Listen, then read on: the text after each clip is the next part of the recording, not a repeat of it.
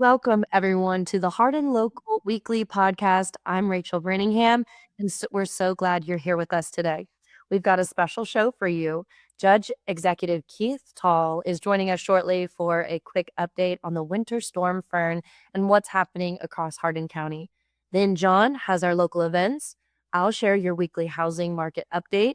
Nate has some business news, including some exciting new businesses coming to town. And Britton and Michelle are back with an experienced eater review of StrEAT Kitchen. I'm excited. But first, let me introduce my amazing co-host. We have Phil Taul, the creator of Hardin Local. We have Scott Lucas, my co-host extraordinaire. We've got Jon O'Brien, our events guru. We've got Nate Bryan, our business news expert. I wanted to know in there. Sorry about that. And then Britton, are we going to be joined by Michelle? Okay, good. Well, we'll have Britton and Michelle, our local experienced eater. And I am Rachel Brantingham, your host and your Hardin County housing market expert. Before we get started, let's make sure everyone knows how to get connected with us. So, as I've mentioned on previous podcasts, we are now on Spotify, Apple Podcasts, iHeartRadio, and Amazon Music.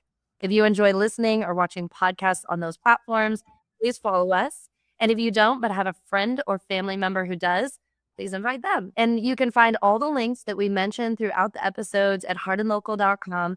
And you'll also find our full link tree with all of our social channels, so you can follow us independently. And if you're watching on, follow us on LinkedIn and subscribe to our YouTube channel so you never miss an episode. And if you're watching on Facebook, hit that follow button right now. And of course, we love to interact with you during the episode. So make sure you drop your comments, questions, events, or business news in the chat. We love hearing from you, and we'll try to respond to as many as we can before we wrap up. Make sure to share this stream with friends and family members. We know everyone's stuck in their homes. And so this is a great way to kind of hear what's happening in Hardin County today with all the snow. So to make sure to click share, and so we can connect with anyone who loves Hardin County as much as we do. Also, if you have any shout outs you want us to mention at the end of the show, drop those in the comments now and we'll announce them during our closing segment. So, all right, Phil? Yeah. Before Judge interviewed Judge Taul, Rachel, I wanted to play a quick clip from a video that Bryan Walker put out yesterday morning that just talks about how are no curfews in place in Hardin County, and the police are definitely not arresting people that were on the roads. They were not doing that. But here, let's listen to this video from Bryan. I want to stress this with as much absolute credibility as humanly possible. I have confirmed this with the Kentucky State Police here in Elizabethtown, which covers numerous counties, the Hardin County Sheriff's Office. I spoke directly with Sheriff Ward. I have talked to mayors in our surrounding towns.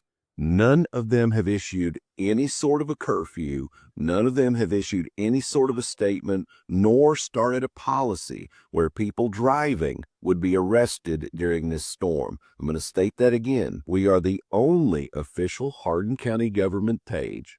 Each of our local cities has their own social media accounts that are officially recognized accounts as well. Our sheriff's office has a page. If you're just joining us, I want to say this again. I want to say this as strongly as I can. Elizabethtown, Kentucky, Pine Grove, Radcliffe, and West Point, and Hardin County government, none of us have declared any sort of a curfew. None of us have made any sort of statement or have issued any kind of policy that motorists will be arrested. I'll add to that real quick, Rachel and Phil. Fact check your stuff, ladies and gentlemen. We live in AI now. Fact check everything. Even before AI, you could use Google to fact check stuff. So don't blindly believe everything. Go to the source, go to the root, and verify. Don't assume, and verify. Perfect. Thank you, Phil, for sharing that with us. I know there was some confusion around that, and we wanted to make sure that that was cleared up on today's episode. So it worked perfect for a joke I played on my brother yesterday, but it's not correct information. So there's no curfews. No one's getting arrested. Really quickly, guys, I want to thank today's episode sponsor, TechTel. So TechTel is a local technology company right here in Elizabethtown that helps businesses run smoother and stay secure. They specialize in business phone systems, cybersecurity, and practical AI tools that reduce complexity and stress for growing companies. If you'd like to learn how TechTel can help your business, just comment TechTel on this video or visit hardinlocal.com for details on how to get in touch. And yes, you can also reach out to Phil. As I mentioned previously, he is a partner at TechTo. All right, we're excited to have a special guest with us today.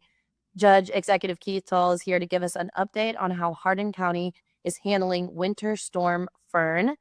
Judge Taul, thank you for joining us, especially on such short notice and kind of separating some time. I know you are probably incredibly busy managing multiple different agencies and facets through this storm, so we really appreciate your time today. It's my pleasure. Before we dive in, folks, if folks watching have questions about the storm response, drop them in the comments and we'll try to get to those. Obviously, we're going to be very respectful of Keith's time. So I do have a couple questions that I'd like to just cover with you, Keith. And then if we do have additional comments in the chat, we'll try to handle those as we can. So Keith, would you mind to give us an update on the current situation across Hardin County right now? Which area specifically are you the most concerned about? Well, I think anyone that's been out on the roads, there's some difficulties. Okay. And it's not, you'd like to say, hey, all the roads have been cleaned off. They're all clear. It's all safe, but that's just not the case. We've had this event is different than others, as they all are different, but this one had a lot of ice and it's made it very difficult to clear the roads. So yeah, I would say in summary, if you don't really have to be out, unless you're going to be on a very well-traveled state road, I would try not to go out. It's still fairly slippery in spots.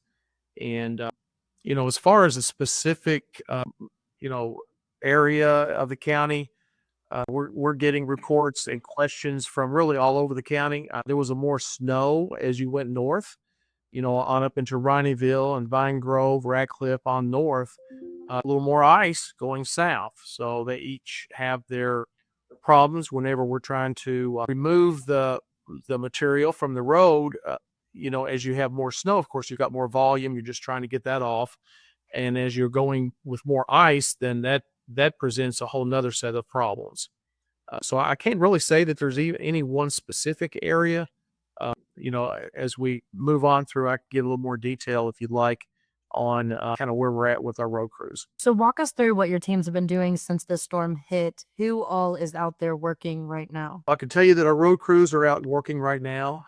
We have limited resources in the county, but we just don't have the budget to have multiple shifts. Some cities, I think E-Town maybe has 2 shifts that they can kind of trade off and probably go 24 hours a day, 7 days a week if they have to. We aren't set up that way. We have about 6 large trucks that have a lot of salt in them. And then we have another maybe 5 smaller, pickup trucks with salt in smaller amounts that are out there and trying to do the best they can. So, all those guys are, they have to stop, after so many hours and get some rest, and then they're back at it again. So that's one group. Of course, we have all the other first responders that are in the middle of it too. We staff accordingly. We had a couple extra ambulances in the southern western part of the county. We tried to staff with an extra person for each of those ambulances during the event, and even afterwards. It's really just today, just a few hours ago, that we started backing off with some. Didn't have an abundance of runs. Probably about average. There was a percentage of them that were weather related. The rest of them were just the typical people that happen in our county. So I think we were well prepared. We had had the typical 9 full-time ambulances that were out there with an extra person in a lot of those, and then we had a couple of others that were out there. So, of course, our sheriff's department, police, sheriff deputies are all out. We have our volunteer fire departments that have been integral in any trees down and any other help that they provide.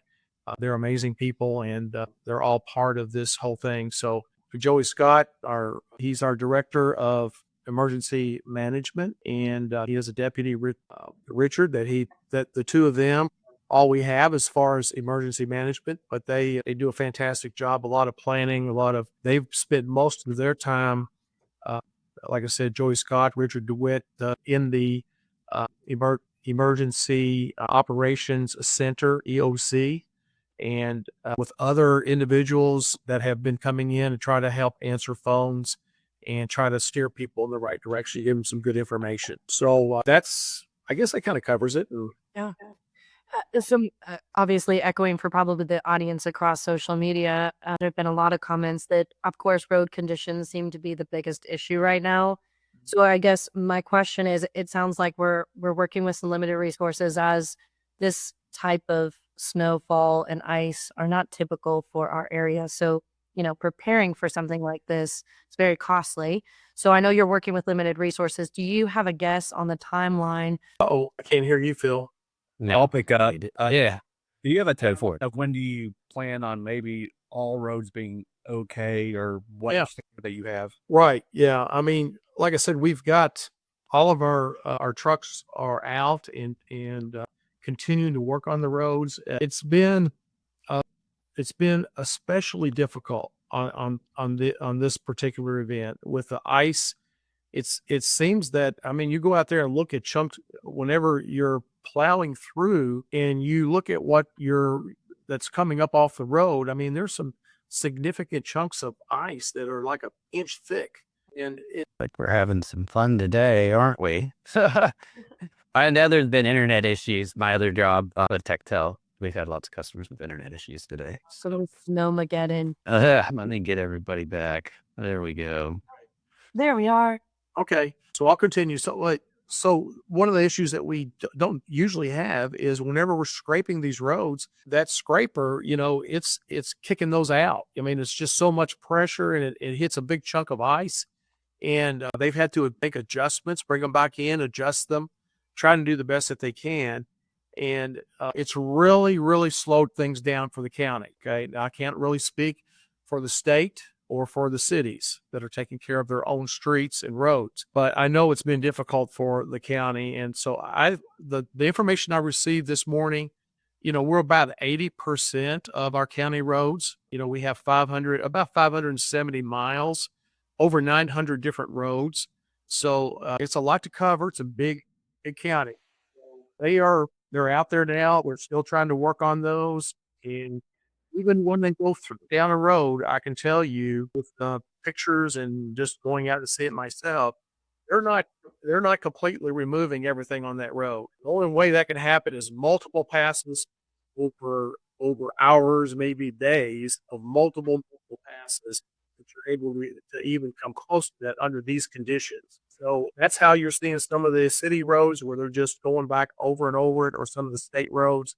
And the critical Green Road, I noticed this morning coming in, was pretty clear, at least the part that I was on.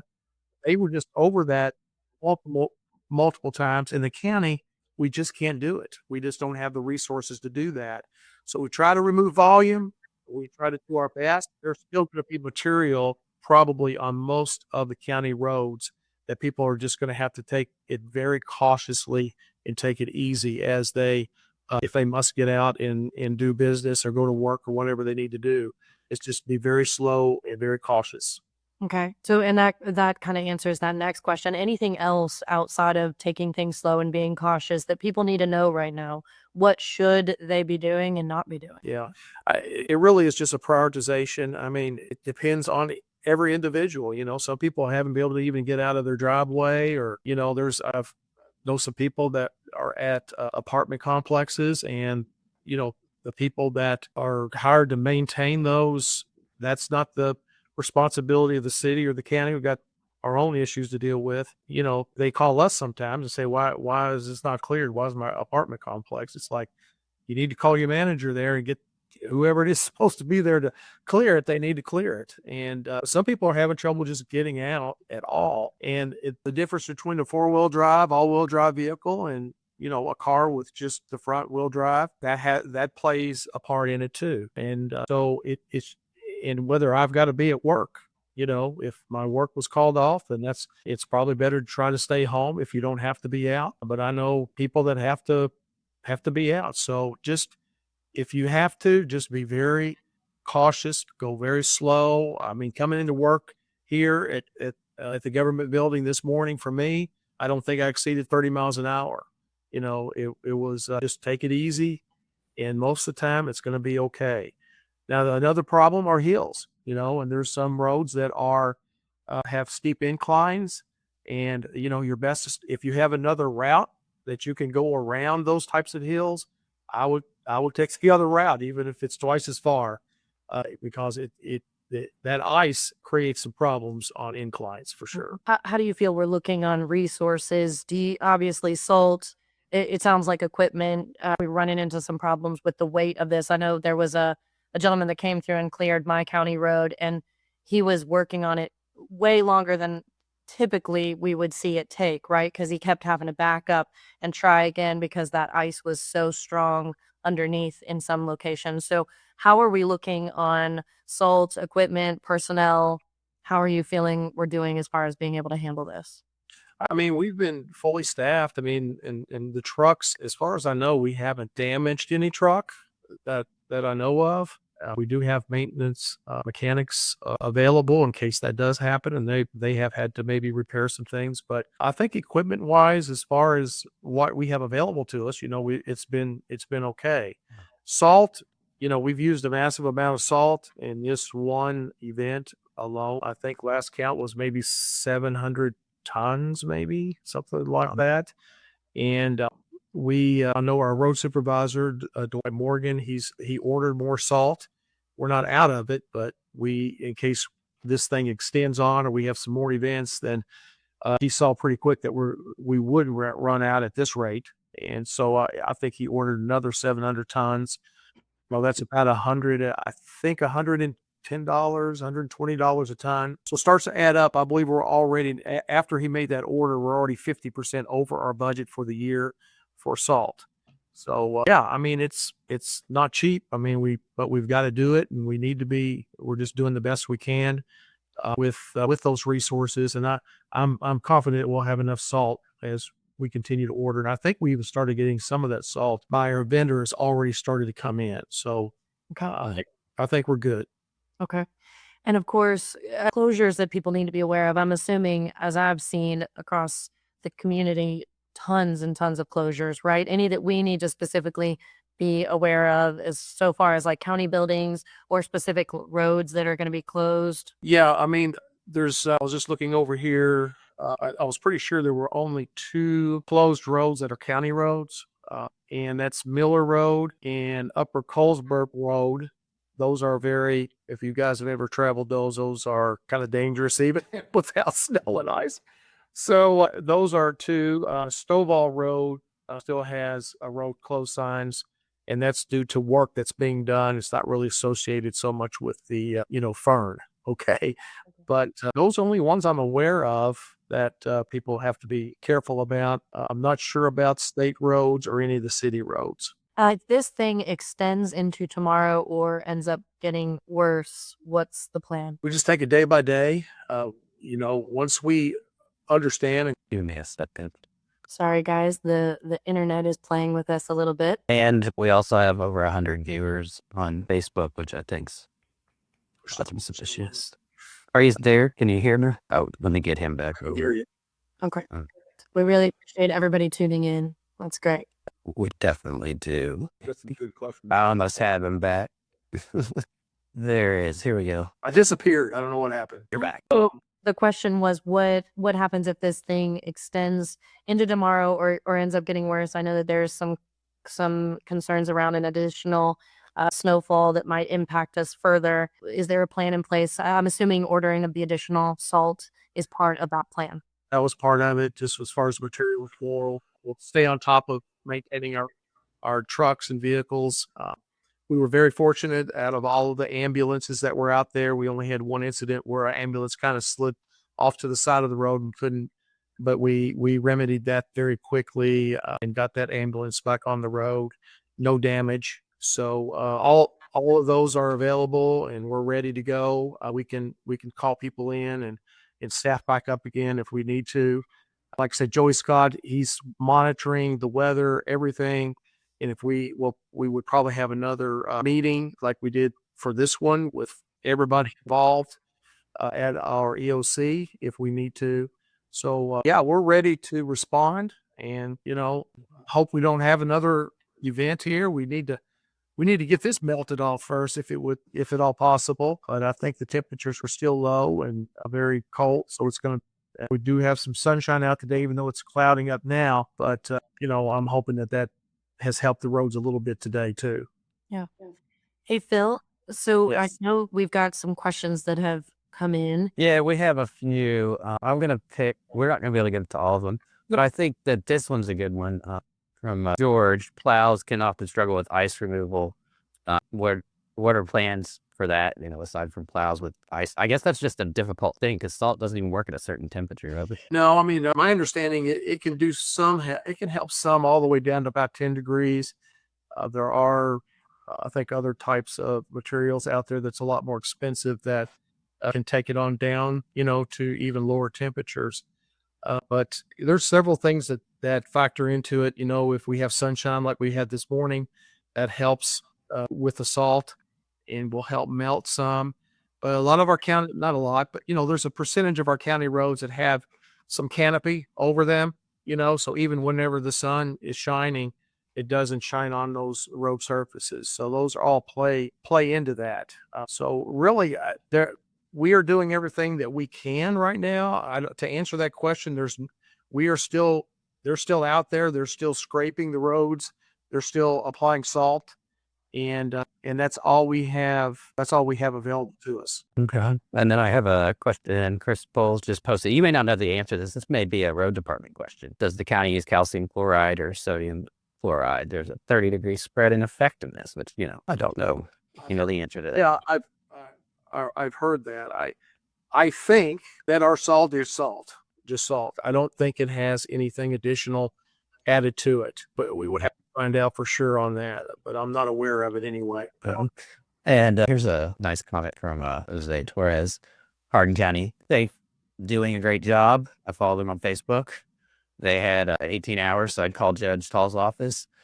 No answer, which is great because his staff was home safe. I think that I know this guy, and he may be using a translating thing because it doesn't. I should have probably read it all the way through, but he's basically just saying thanks to everybody and all the hard work they're putting in, and looking forward to hopefully extending this in the future. Well, I appreciate that, and I think people should know that, and hopefully you do, that we're doing everything that we possibly can to make the roads as safe as we can. To make sure our first responders are all available. I didn't mention 911. These are amazing folks that are answering that phone in addition to our EOC, which is non-emergency. So 911, no matter what the weather, they got to be there, and they're answering those phones 24/7. So I can guarantee you that we have that staffed up, and you're not having to stay on the phone waiting for somebody to answer or not to get an answer, God forbid. Yes. And then I think another question, and we may not know the answer to this quite yet, but based on the number of county roads there are, over 500 miles, any news on schools for the rest of the week, which my guess is those school buses may not be able to drive, but I don't know that to be true yet. Yeah. I think our people for Hardin County schools, and I'm sure for Elizabethtown also, they're monitoring the roads every day. And if they see enough improvement, then they would go ahead and be able to get the school buses out. But I personally don't see how, with the temperatures the way they are this week, I don't see how the roads will be improved enough. And it's not just county roads, it's state roads. And one just quick tip is, if the road has a number associated with it, that's a state road, okay? So that you can get mixed up. I got mixed up the other day. I was kind of talking to Dwight Morgan, our road supervisor. I said, "What about this Ronnieville School Road, man? We were on it going around the county, and it was in pretty bad shape, hadn't been touched." I said, "We got to get some. I mean, there's a big subdivision over here," and he reminded me that's a state road, and I think it's 1600, I think. So I got fooled on that one myself. So it's easy to get confused of which roads are which. And, whether that's a city road, a county road, a state road. But if it's got a number associated with it, it's a state road. And if you've got some concerns, of course, you can always call, our District 4 here, and they're very good people, and they'll try to react to it as soon as they can. Speaking of Dwight Morgan, Jane Morgan is watching. Well, Jane, good to see you. I've got some stories about her, but I won't tell them. And I guess since we're going to give you an opportunity here, considering I don't know. Wait, that's the wrong. Oh, it got deleted. Oh, no, wait, here it is. Teresa saying Hardin County government is not responding as why Cecilia and other areas are being neglected! Exclamation point. So obviously, I'm going to give you an opportunity to respond to that. Well, I'm not sure exactly what. I assume that the reference would be for the roads. And Oh, I think he froze up there. Like, while we're waiting for him to come back, I will clarify, that Judge Taul lives in Cecilia.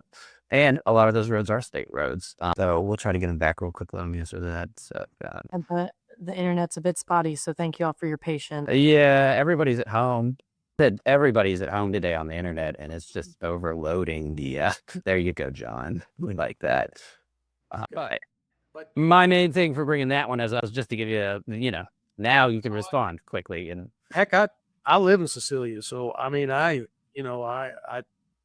love to have other roads right there next to me, but I don't do that. So there's a plan in place by the road department, and they prioritize which roads to go to first. If it's a through road, for instance, and it's got more traffic, got big subdivision on it, whatever that may be, the amount of traffic, then they'll prioritize that, so they'll try to get to those first. But if there's some specific roads in Cecilia area, for instance, they may just not have gotten to it yet, or they may have tried to scrape it. And I know my driveway, I got about a half a mile driveway, and the ice is so thick on that thing, my truck will not even.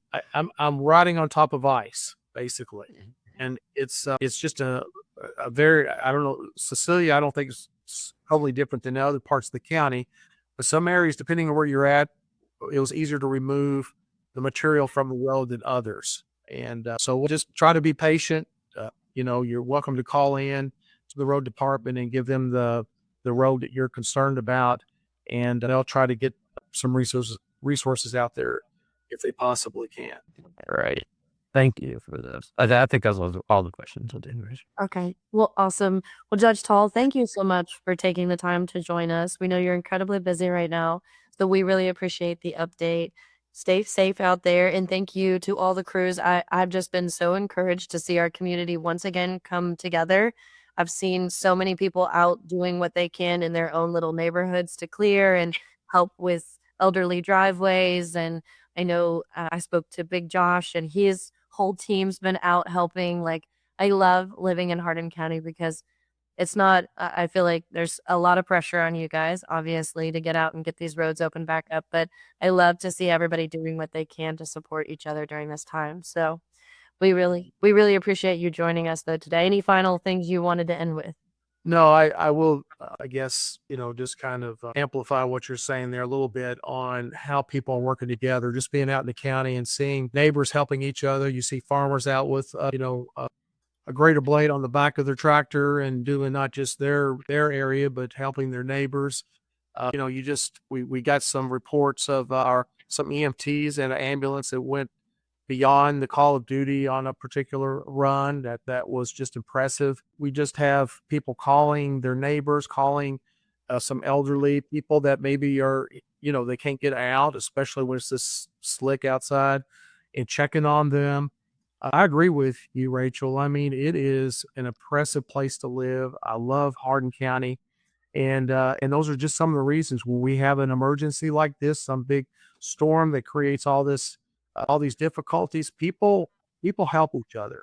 And it's not just Hardin County government, it's all the residents helping each other, reaching out to each other. So I'm very encouraged, and I can guarantee you we'll do everything we can to get things back to the way it should be, and as soon as possible. Thank you. We appreciate it. And I wanted to add that I just put a comment on the in the comments that gives you guys, we'll send you guys to a link with me and Brian Walker and Dwight Morgan and some of his guys. We did a full hour-long interview on how Hardin County deals with this sort of thing, and from the road department, from the guys that actually know the specific, because there's a lot of people in these comments that are interested in what type of salt, what type of plows, those sorts of things. A lot of that's covered in that video. Don't leave our stream to go watch that video, but it is in the comments now, and it's also on the top link on hardinlocal.com. If you go to it after you're done watching, you can watch that video and you can learn all you want about how the county deals with snow removal. Well, I'll just pray to you that, shout out to all of our team. I mean, it's amazing bunch of people to work with. Brian Walker does a great job in trying to communicate some of these things. And I just can't say enough about all of them. And I agree with you. Our jailer, Josh Lindblom's out there, and they're doing their share with some of the inmates that are available to help. And to it's just, again, I can't say enough about our team and this whole county. So I'm very encouraged, and thanks for having me on today. It does help to get the message out a little bit more and try to answer a few of the questions. Well, thank you very much, Keith. Appreciate you as always. All right, feel free to jump off and get back to it. So, All right, I will do that. Thank you. You have a great day. all right, guys, what an awesome interview with Judge Executive Keith Taul. We really appreciate his time. For time's sake, I am going to jump past the icebreaker question and move straight into events. We wanted to give him enough time to answer some questions I know our audience had further. So, we'll try to direct those his way and maybe even respond with some additional information from him later. But Jon, I want to jump straight into events. Assuming the weather cooperates, obviously, I'm sure everything is tentative that you are going to be telling us about. And as Judge Executive Keith Taul had mentioned, we kind of want to encourage people not to get out on the roads unless they have to. So all of the events you're going to be sharing with us are probably tentatively scheduled for the week, to be determined, I would assume. Definitely. And also, again, for your safety and everybody's safety, make sure that it's safe for you to get out and do these events if you can. If you can't, guess what? It'll happen again. Nothing's a one-time thing. Especially Mahjong downtown E-Town. Apparently, it's taking over multiple bars downtown. We have Mahjong 101 at the Straight and Narrow tonight, 6 to 9 p.m. First lesson, you can sign up on their event page. So go on Facebook. They have an event page. Go on Instagram. They'll have a link on there as well. If you've never played Mahjong, which I've never have, check it out. Also, tomorrow, we have a dedication for the Elvin E. Smith Junior Library and Gallery at the Hardin County History Museum. Refreshments, dedication program, and a viewing of a collection. Again, tentative if the weather is still good.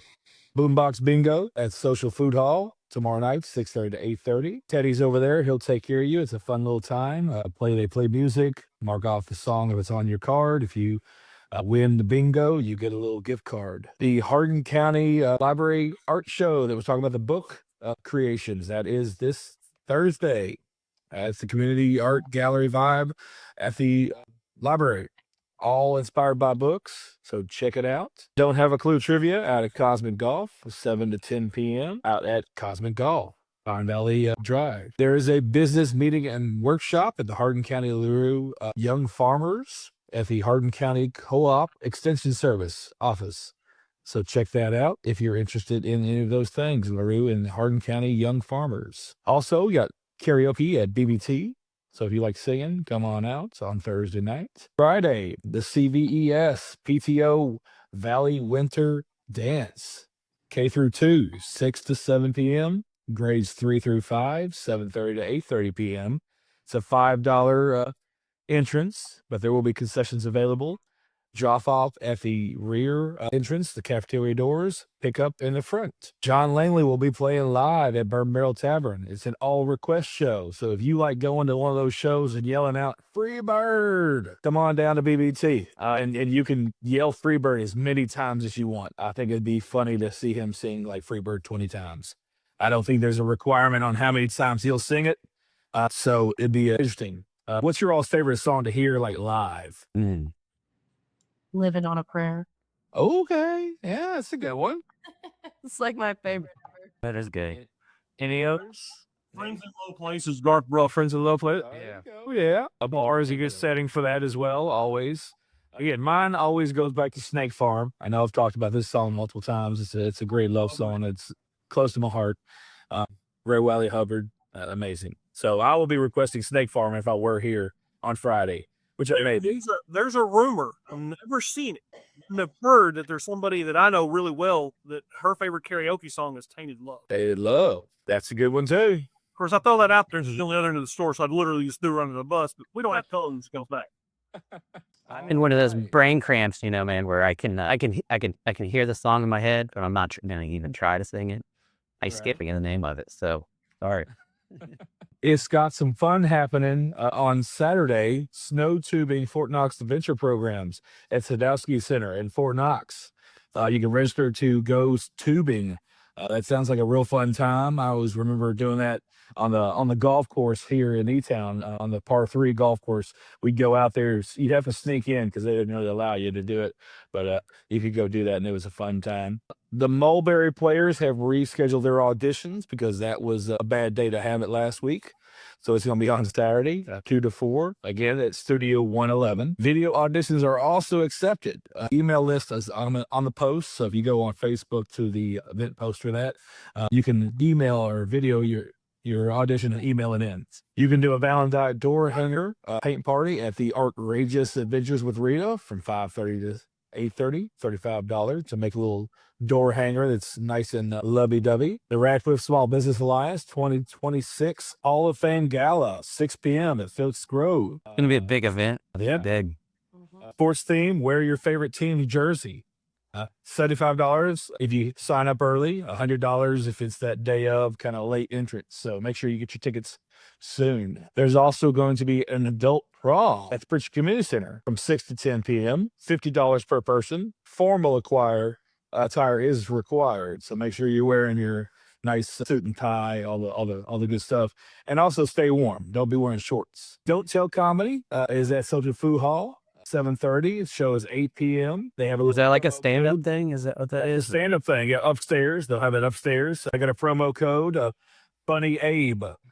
So that's, if you type that in, you'll get a $5 off. So that's a good deal. You go, Nate, you'll be out of town, so you're not gonna be able to see that. No, if I did go to the one that they had upstairs, Okay. it was very funny. We had seen one of the guys before, but I like to set up there. It's very intimate. You can obviously go down, get your drink on, get your food on. StrEAT Kitchen, which Brent will be talking about in a minute. That's mine and John's favorite. But also, they've got all sorts of different types of chairs up there. If you want to sit at the bar, if you want to sit on a couch, if you want to sit just a regular chair, if you want to move stuff around, it's a very comfortable, intimate setting. I didn't know what I was getting to at first, but we loved it. We enjoyed it. I loved the use of the space up there. Hey, I got a good joke for you. I got a good joke. Why did the podcast break up with the radio? Because it needed more space to download its feelings. There you go. Yeah. I was thinking like mixed signals or something. Like it was like but that works. Man. Are you going to headline this comedy? No. No? Okay. No. I just figured I'd give it a plug with one lame joke. I like it. On Sunday, they got a VIP sneak preview party at the Hearthstone, the Fisher Homes, 12 to 6 p.m. Virtual tours, food trucks, pizza, prize wheel. I wish there was a pizza wheel. That'd be great. I'm thinking about the Bus and Bites pizza truck. I'm wanting it. I need it. I'm waiting for it. I know that Sharon texted me the other day asking me a question about social media. So apparently they're getting close because I think they're just working on creating Facebook. That's great. Can't wait for it. And again, like I talked about, Mahjong taking over everywhere downtown. And I, like I said, never played Mahjong. 101 and 102. So you got the lower lesson and the higher lesson at the Revival of Ancient Spirits, starting at 1:30. 4:30 is the 101 course. And if you're still able to kind of see straight, the 2:30 to 4:30, you can do the 102 class, and they'll teach you how to do that. Maybe it helps. I don't know. Maybe the drinking helps. Maybe that's why they're having them at bars. Drinking helps Mahjong. Okay. See, kind of like darts. Like I throw better darts when I've been drinking a little bit. So maybe it's a similar thing with Mahjong. Well, that's snow tubing on Saturday. What perfect timing, right? I mean, we got an epic snowfall for that. So that sounds super fun. I will, of course, curious to see how many of these events end up getting postponed. I would double check before you head out on the roads to try to get to one of these guys. It'll be real hit or miss to see what the road condition does as we move through the week. Would you agree, John? I would fully agree with that. Yes, 100%. Perfect. All right, guys, if you're watching and you know an event we missed, one that's been postponed, or one that we mentioned that you want to share further information on, make sure you drop that in the comments. That way everyone in our community knows what's happening. So, all right, guys, it's time for the Hardin County Housing Market Update. I've got some insights to share with you about what's happening in our local real estate market. The weeks that we are looking at is January 20th through January 27th. All of the data that I cite is from the Hardin Kentucky MLS, specifically the Hardin County area. So, of course, I'm Rachel Brantingham. I'm your local housing market update for Elizabethtown and Hardin County. Quick snapshot. I always like to start with this. So over the last week, 22 new listings came on the market. We saw 30 homes go under contract and 4 homes close. Looking at market pace, the average days on market over the last 30 days is 92. Now, you guys that have been watching consistently, you all would note that we were at 95 a couple weeks ago. We dropped to 93, 92. So what this tells us is, though it's just one less day from last week, it's a very, very small shift. It's still worth noting that we've seen days on market consistently decline week over week since we've been tracking. So that is a gradual but steady forward momentum. So things are picking up. We'll see what this snow does to us. Obviously, I expect that to slow down the progress that we've been making, but I'm excited about the momentum that we're still gaining. From an inventory standpoint, there are currently 378 active homes on the market, and we've seen 44 homes sell in the last 30 days. This puts us at an 8.6 months of inventory, which leans heavily towards a buyer favorable market. Now, as I mentioned last week, you've got Christmas and New Year's in that data, and so you have to pull that out. It's really hard to do, though, when you're looking at this type of information. Should just note that we are most likely in that middle range, somewhere between a 4 and a 5. We're not technically a seller's market, but we're also not heavily a buyer's market. So we're somewhere in that when I pull that data out of there. When it comes to pricing in the last 30 days, the average list price was $346,191. While the average sold price came in at $303,301. That spread continues. We're seeing that gap between list to sale. So just note that when you're listing your home, accurate pricing is super important. You don't want to try to shoot for the stars right now. You want to go with a more confident number that will create strong positioning for you in the market, especially considering that there's 378 active homes in Hardin County alone. Interest rates are holding steady. We're still at that 5.99 conventional, with VA rates roughly at 5.75. So we are getting more buyers that are being approved, and thus they are being more engaged and active in the market. Of course, we're continuing to monitor the impact that Blue Oval has on our community. When we start to really see either an increase or a decline, we will mention that. As I've shown right now, we're seeing that momentum building that we typically see as we head into the spring. So we aren't seeing any reason that we're going to see any huge impact as of right now. So a couple of questions I wanted to address, and I'll go through these briefly because I know we're over time. Let me just actually comment on one or two. So these are questions that I get asked, and I thought sharing them here. Will my home sit if I list right now? So I get asked, people are talking about, do I list right now, which is kind of early still in January, February, or do I wait until that really the biggest season of the year, which is kind of later in the spring? And what I say is, obviously with the snow, there's not a lot of people out looking for homes right now. So this is, take that into context. But we're seeing homes that have sat for lengths of time and have been relisted now go within 4 days. So we had one. I'm super excited for my sellers. So I would argue that it's more about timing the market and timing the buyer, not so much about waiting until spring. You actually might even miss a buyer that potentially was right for your property. So that's probably all we have time for. So I'm going to just jump straight into the next segment. Obviously, this market hasn't disappeared. It's just simply changed. And when you understand how that change can impact you, I always say information is power. You can make smart and confident decisions. As always, real estate is hyper local. National headlines don't tell the full story here, which is why we track the data weekly and focus on trends, not noise. I'll continue to keep you guys updated as the market evolves. Thank you very much. All right, Nate, you ready to talk us through some business news? I am. I've also learned for you the last couple of weeks. I was going to answer your question for you. Like if I think my house is worth 400,000 or I want 400,000, but it's more likely going to get 300,000, putting it on the market for 400,000 is not going to help me very much. No, that it's definitely all about strategy right now and approach. When I'm meeting clients, I'm really heavily encourage them to be cautious about what number they list at, because you can just overprice the market right now and it will just sit there. So there's Nate. Did you hear any of it? Yeah, I heard all. I lost it, but I was able to hear everything. Okay. So just an internet connection done. It muted me. You all went bye-bye, but I was able to hear everything. Yeah. All right. John just dropped off to eat. He's probably going to eat where we're doing this review from, I bet. So go ahead. Yeah, so we'll get into it. I stopped off the other day, took some pictures of it.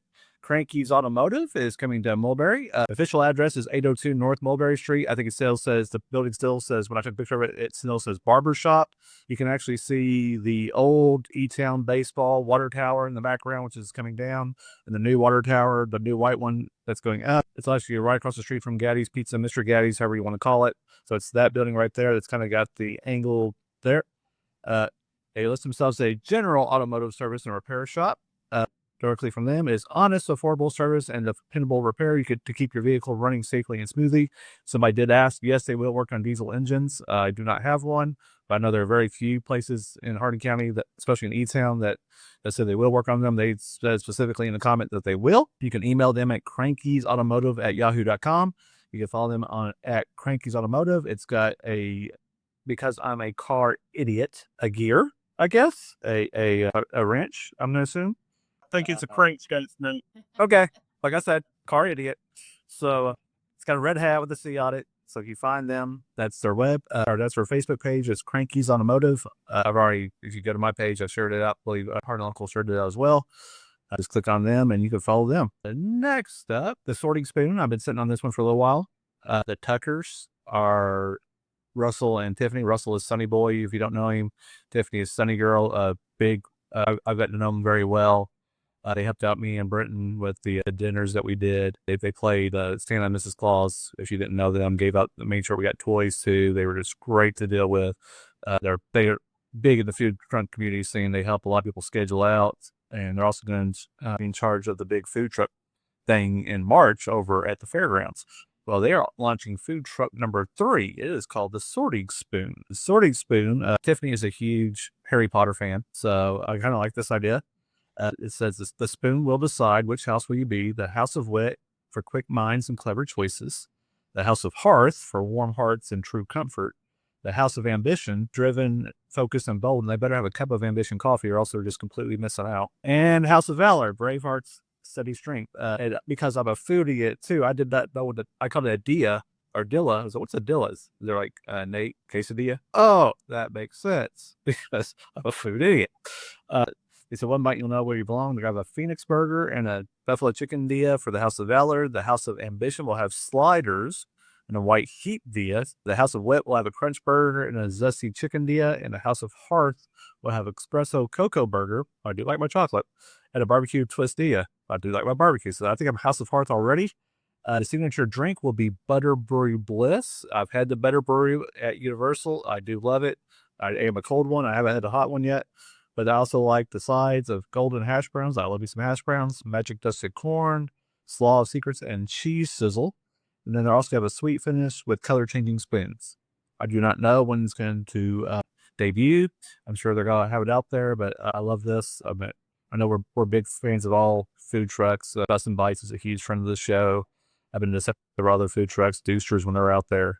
So I love E-Town's food truck scene. I think it continues to get better and better. Best and Bites has the Best in Pizza coming up. So I think that the Sorting Spoon is going to do great, and I will support them. And sticking with food, because apparently it's lunchtime, Little Charlies Pizza was named the #1 pizza in Kentucky by viral food reviewer Luke Foods. He has over 1 million followers on TikTok. He did 14 pizza places so far in Kentucky, and he rated Little Charlies 9.4 out of 10. And I think our friends over at Jailhouse Pizza in Meade County, they were up in the top 10 as well. So Little Charlie, That's impressive. Yeah, we got that is places. I mean, yeah. it's our Meade County local. I mean, I think we got a lot of us too. Growing up in the sports scene, as Brenton knows, we always called it Hardin, LaRue, Meade as a tri-area. People have been, I think a lot of people from Hardin County have been over to Brandenburg and Jailhouse Pizza and the river and the ice cream shops and Buttermilk Falls. So it's great to have two places in locally named up there. So I think it's a good thing for us to remember when a place like Little Charlie's has somebody that manages it that has so much passion, like Ezekiel does. I think that plays a big role into why they got that top ranking. Oh yeah, he's always coming up with stuff. He's always changing stuff around. It's not just single slice floppy New York style pizza, as Brenton pointed out. He said they've got really good subs. Brenton, if you can hear me, just gotta echo that. It's more than just the single slice pizza over there. Oh, absolutely. I mean, I think it's in any food place when you have the owners and the owners and the management are really bought in. They're in the store daily. They do quality control. They do the promotion. You know, I think everybody would know that Zeke is the face of Little Charlie's with his social media. I mean, that's just a good product, and you see that along the way. And I mean, I'm thrilled that they were recognized, you know, and got that shout out. It's always interesting to see in the next couple of months what kind of pickup in business they'll get, because Luke Foods came there and highly rated them. We spoke with there was a restaurant that we actually did a review with. It was one of the first ones that we did. Harris's Market in Southland, Shelby County.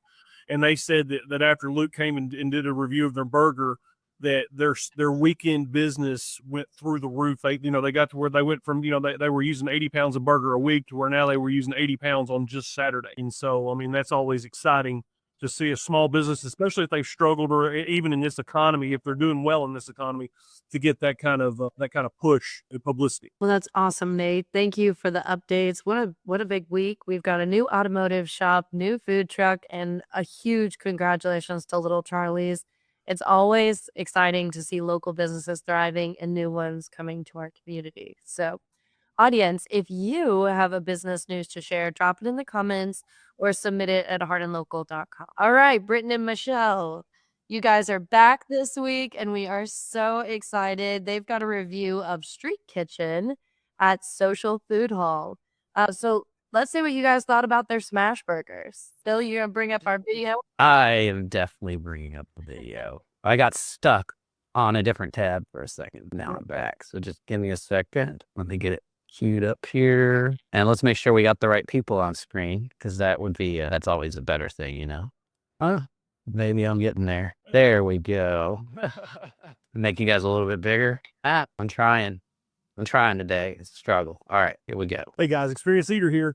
We're in Elizabethtown, Kentucky. We're on a quest for smash burger. We were told from a good friend of ours over at Bourbon Barrel Tavern that StrEAT Kitchen here at Social Food Hall was the place to go. So let's go see what they have for us today.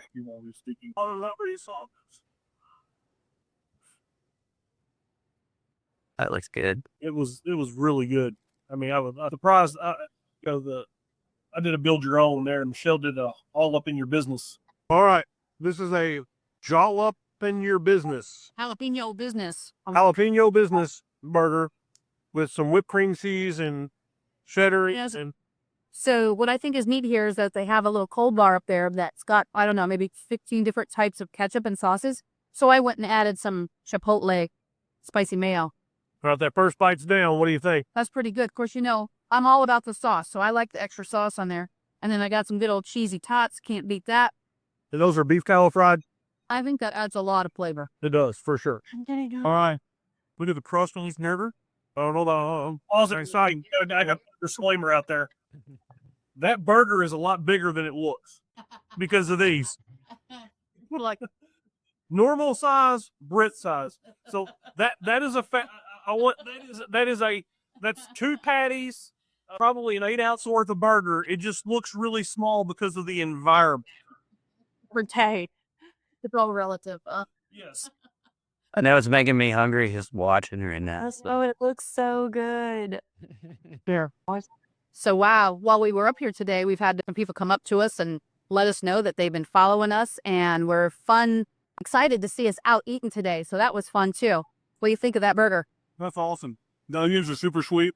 The mushrooms have a good bite. Pepper jack cheese, sauce. You also got some pepper jam on there. So it's has some sweet meat. I was gonna say, what did you think of the tots? Since I love the garlic over there. What was that, Nate? So I was getting double. what'd you think of the tots? Because I think you got the cheesy tots, and I like the garlic tots over there. So that's like my always go to. I very rarely get anything different. I'm a tater tot junkie. I would have provided. I wish we'd have followed Jon O'Brien's advice and gotten the cheese on the side because they get a little soggy under the cheese. You can definitely the beef tallow definitely makes a difference. And I didn't say it in this segment, but the chips they fry their chips there too the same way. And I mean, I like the chips as much as I do the tots just because they're crispy and they got some seasoning on them and things like that. But I think from my childhood, I mean, who doesn't like tater tots, right? I mean, I like tater tots since I was a very, very youngling to say the least. We went to Subway the other day before the storm, and we got tater tots. We're like, not the same. Nope, not at all. They're cheaper, but not the same. Like I do, like me and Job, we do like the smash burger. I like the double smash, or I think I get the barbecue one, the brisket one, and then like Courtney and I last time, she got the tots and I got the chips, which I didn't know they had. I tried the chips. I like the chips just as good. I think they got some of that. And she also got the grilled cheese toasty. I forget what they called it, that burger mix, but I think it said some of the ones that you showed the menu, some of the ones that are out of stock right now, but they're always willing to come up with new things. They're always trying something new. What do you think makes them, them? What's the secret sauce when it comes to StrEAT Kitchen? Well, I think that the owner of the booth is there. I mean, they have put a lot of thought into their menu. They're doing some things that anybody can do, but they're doing it very well. They're creative, but they've got some. Whoever put their menu together, it's simple enough to be executed repetitively, which that's a big plus because it doesn't matter how well you can do something once; it's how well you can do it over and over again. Duplication is key. And they know their flavor profiles. They know what works well together. Like whipped cream cheese on a jalapeno burger. That seems a little in left field unless you are familiar with cream cheese jalapeno poppers. And so then that brings that element into the burger and makes it work. So whoever put the menu together understands flavor profiles. They understand what goes together, what doesn't. They've been very creative with their sauces and give you a lot of variety with 5 or 6 standard ingredients. And that means it's duplicatable. They execute well, and that's why I know if I go there this afternoon, I can tell you that what we're going to get. I know what level it's going to be, and I'm not going to be disappointed. Awesome. All right, let's finish this video. Here, right in front of you, fresh to order. It's not like it's sitting there and they're putting the patties together, throwing some cheese on it, and putting it together. They're doing it by the plate. It hasn't sat there for 2 hours waiting for you to order it. They do it fresh. All right, let's see how this video ends. All right, guys, we just finished up at StrEAT Kitchen at Social Food Hall, and let me tell you something. We got some sunshine today, which I'm thankful for, but man, it's cold because we are in the midst of winter. But we went in today. I had a build your own smash burger. Mama had the jalapeno business smash burger, and mine had, you'll see on the video, or you should have seen that it had grilled mushrooms, grilled onions, a StrEAT sauce, which is kind of like a spicy fry sauce. Mama had the jalapeno business burger. And what'd you think of that? I really like the cream cheese on it. And of course, I'm all about the extra sauce. So I put some really good like chipotle aioli on there too. And that took it to the next level for me. My only thing I would say is I wish my burgers were a little thicker. Well, it is a smash burger, so they are going to be crispy. They're going to be done that way. I really liked my burger. I really liked the beef tallow chips and fries and tater tots. And this is an experience you got to eat. We'll see y'all. Guys, did it again. I'm starving and I'm super excited to go try StrEAT Kitchen. I haven't been before.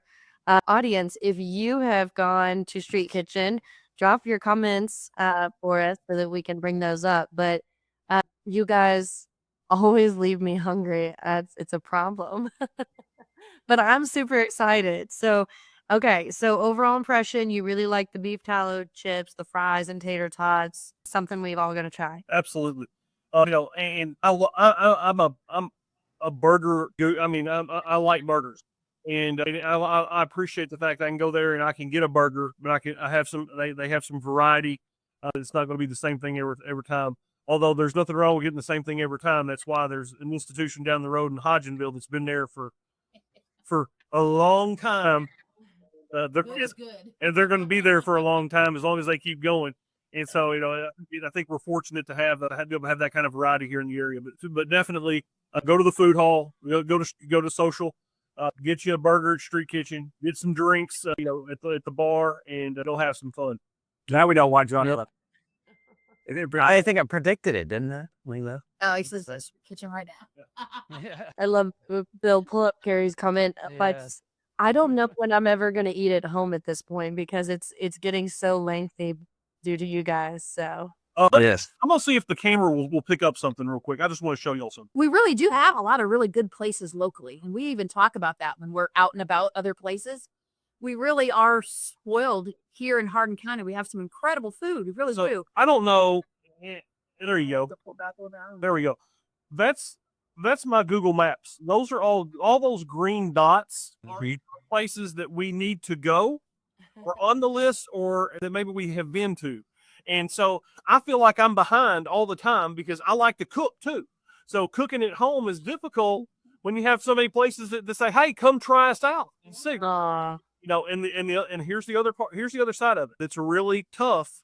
Is that if you find somewhere that's really good, I'll go 3 or 4 times, and they're on the rotation. But when you have to go out and try new places, I have to be nice, and B, I get disappointed a lot, and I hate going and paying good money for a meal and being disappointed. And so that's the juxtaposition to being the experienced eater is sometimes that you got to be adventurous when you want to be comforted, and then sometimes people don't always perform at their best, and you got to deal with that. Like one of the top rated burgers in the state is at a place in Louisville. Job told us about it, and Luke Foods has been there, and we went, and it ended with part of our meal being comped and a $25 gift certificate. And I haven't published the review because they didn't perform that day. And as a former restaurant guy and a small business owner and things like that, you can't have bad days in small business. Well, I appreciate you suffering for me and just telling me all the right places to go. So it's a hard job. Thank you. Now my list of restaurants, Carrie, we'll have to go hit up a couple of these together. So Make your won't stand up.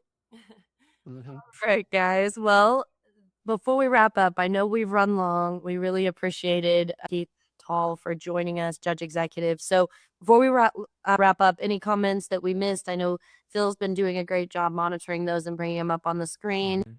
Looks like I know I pulled this one up, but I didn't say it, but I wanted to read it just because Jon O'Brien's down there at StrEAT Kitchen, and he's just saying newest combo is the double smash, American and Swiss cheese, mushrooms, bacon, and teriyaki sauce, which can't go wrong. sounds really delicious. Yes. We also had Danny O'Brien that had said, I think this was he had commented during John's, when they were talking about darts, and he said he'd pass that drinking along my church dart ball league. Please make us better. Also, Danny O'Brien had said, and I don't know if we mentioned this, but Elvin Smith dedication changed to February 4th due to weather. That was supposed to be tomorrow. That was at the Hardin County History Museum, I believe. But yeah, moving it to February 4th is a smarter move because it's still aren't great. I think so. Allison commented, I drive from Lebanon, Kentucky to E-Town for work. What would you say I guess she means Bluegrass Parkway is like? So if anybody knows what the Bluegrass Parkway looks like, please comment down there and let Allison know. We thank you for the comment. Well, yesterday, and the highways were completely cleared. It's just the ramps getting on, ramps getting off, roads getting to were pretty rough. But the major interstate was almost completely clear. A couple places it went down to 2 lanes. So just Yeah, and also, well, thank you. That's good information. Yeah, and I've been around. I can't even get out. Like I haven't. I had to have somebody come with a Jeep and pick me up because I'll be cooped, stuck because the subdivision's just iced over. You can't get out.